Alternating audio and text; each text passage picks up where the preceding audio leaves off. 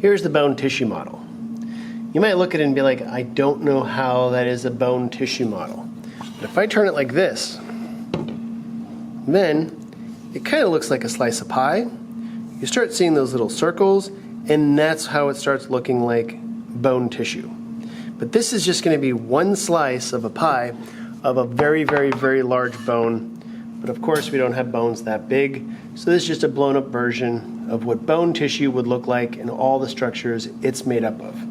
So let's start with the one on the outside. The one on the outside is called the periosteum. Some teachers or instructors will call it the periosteum. It doesn't matter, it's spelled the same. So periosteum is going to be on the outside. Periosteum is interesting because this is that connective tissue layer. It's hard, it's slick. This needs to be connected into the bone, and it's these little white fibers that are holding it into the bone. Those white fibers are called Sharpie's fibers. Then if you look, you'll see that the bone is actually surrounded by a bunch of layers that go around the circumference of the cell. The tissue is going to be bone, so these layers of bone, these layers are called circumferential lamella, and they're lamella because they're laminated structures one on top of another. Then if you look right here, you see all of these are going to be layers of concentric circles. Those layers of concentric circles are concentric lamella, concentric lamella, concentric lamella. It's much easier to see them in this wedding cake-like structure, concentric lamella, concentric lamella, concentric lamella, and so on and so forth.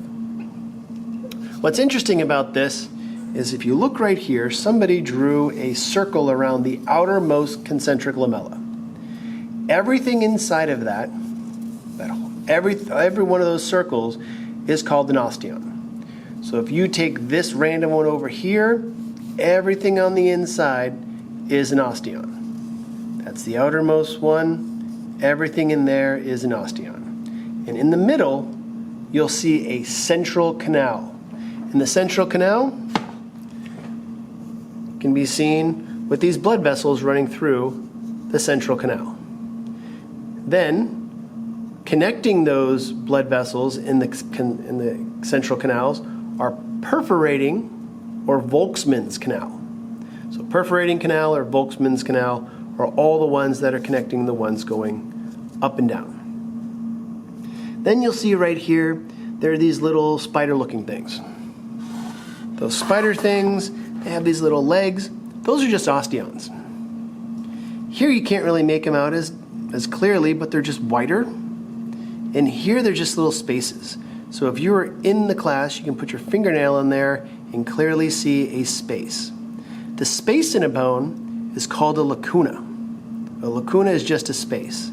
Here, where there's white stuff in the lacuna, those are just minerals that get formed inside the lacuna. And because this is bone and bone stores calcium, you can most likely bet that that's going to be a calcium deposit inside a lacuna.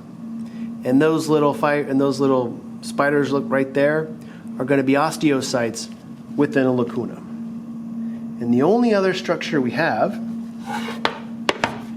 is spongy bone. And spongy bone is going to be found on the inside of most bone structures.